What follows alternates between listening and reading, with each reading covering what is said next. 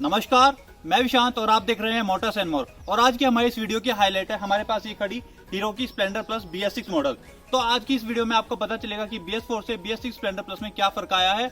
और अब जैसे कि हीरो ने अपनी मोटरसाइकिल्स में से कार्बोरेटर निकाल करके इंजेक्टर सिस्टम दे दिया है, तो उसके क्या फायदे हैं, क्या नुकसान है, और ये सब आपको पता चलेगा। और आपको पता चलेगा कि अब आपको BS6 स्प्लेंडर खरीदनी चाहिए या नहीं। तो इस सब को जानने के लिए वीडियो को पूरा जरूर देखिए। और अब बस शुरू करते हैं। और सीधा BS6 स्प्लेंडर की बात करने से पहले एक बार स्प्लेंडर का पूरा 26 साल के सफर के बारे में थोड़ा सा जान लेते हैं। तो स्प्लेंडर में कब कब हमें क्या क्या चेंजेस देखने को मिले हैं, हम वीडियो में पहले वही देखेंगे, तब जाकर के हम सीधा BS6 पे आएंगे। हीरो होंडा ने अपनी स्प्लेंडर को लॉन्च किया था 1994 में, और उस समय पर टू व्हीलर्स की मार्केट में बजाज और काइनेटिक का कब्जा हुआ करता था।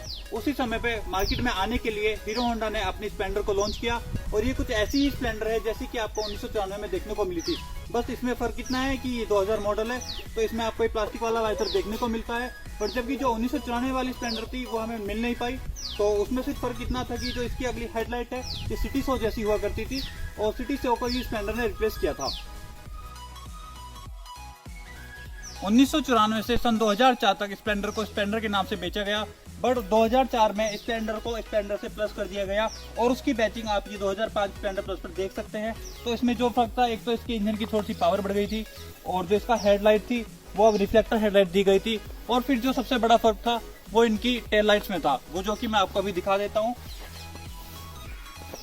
तो जो फर्क था वो ये था कि जो आपको स्प्लेंडर में जो है टेल लाइट मिल रही थी वो बिल्कुल एकदम फ्लैट थी, और जो आपको स्प्लेंडर प्लस में मिली उसमें थोड़ा सा यहाँ पे कर्व दिया गया है।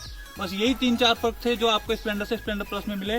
तो जो इसके ओनर थे इस वाली स्प्लेंडर प्लस के, उनको स्प्लेंडर प्लस में मजा नहीं आया, तो उन्होंने कुछ और प्लस चीजें की, तो जिसको आप देख करके समझ रहे होंगे कि इसमें कुछ ना कुछ किया गया है।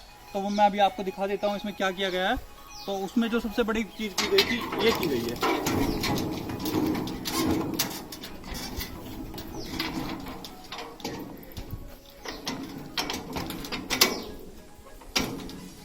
तो आपको स्प्लेंडर देखने को मिली, ये पूरी तरह से स्प्लेंडर से स्प्लेंडर प्लस हो चुकी है।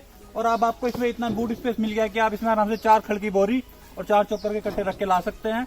और अब इसके ओनर को एक सुकून मिला कि हाँ, उसने स्प्लेंडर से स्प्लेंडर प्लस को खरीदा है।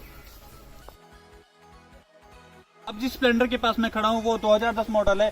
तो 2010 के आसपास स्प्लेंडर में के इंजन को थोड़ी सी ब्लैक फिनिश दे दी गई, और इसके चेन सेट को भी थोड़ी सी ब्लैक फिनिश दी गई। और जो सबसे बड़ा चेंज था वो था इसमें अब 17 इंच के अलॉय व्हील्स दे दिए गए।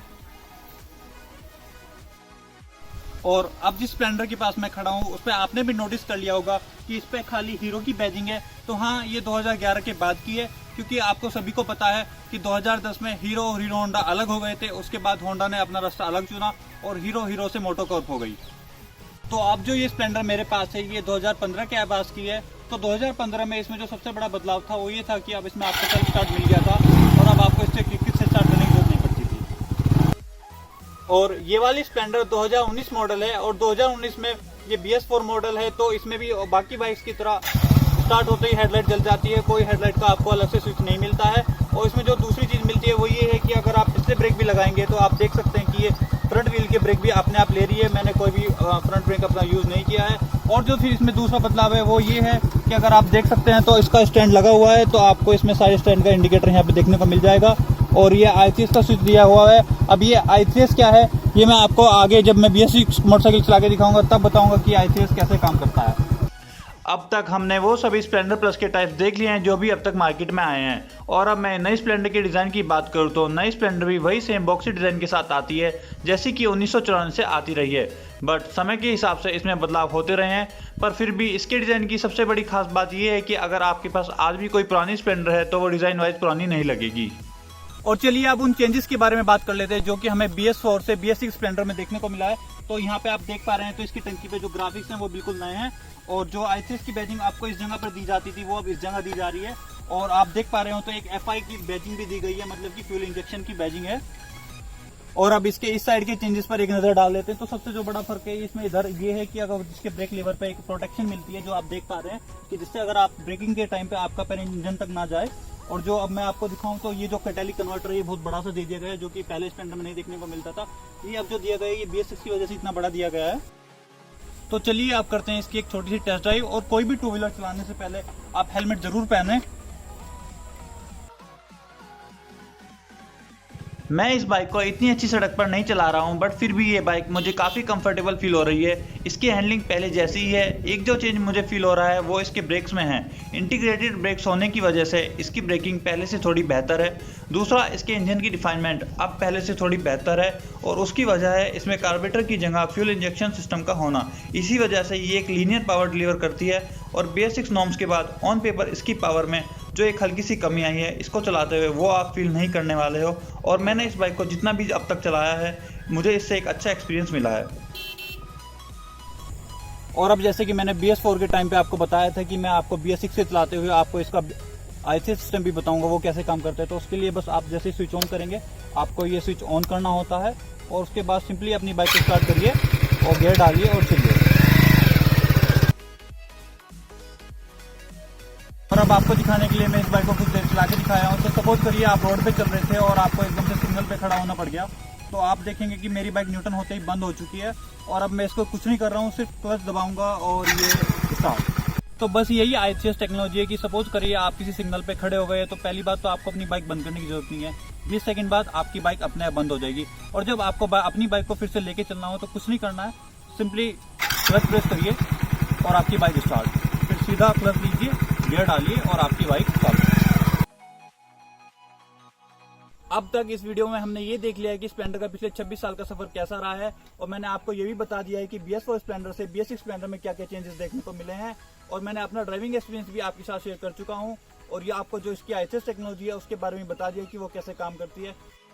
तो जैसा कि मैंने अपनी वीडियो के शुरू में भी जिक्र किया था कि हीरो ने अब अपनी सभी बाइक में से कार्बोरेटर निकाल करके इंजेक्टर सिस्टम दे दिया है और मैंने उसका जिक्र अपने जब मैं इस बाइक को चला करके दिखा रहा था तब भी जिक्र किया था कि उसकी वजह से इसका ड्राइविंग एक्सपीरियंस थोड़ा सा स्मूथ हो गया है। तो मैं अब आपको चेंजेस दिखा देता हूँ कि कार्बोरेटर निकलने से और इंजेक्टर के आने से इसमें क्या क्या चेंजेस आए हैं।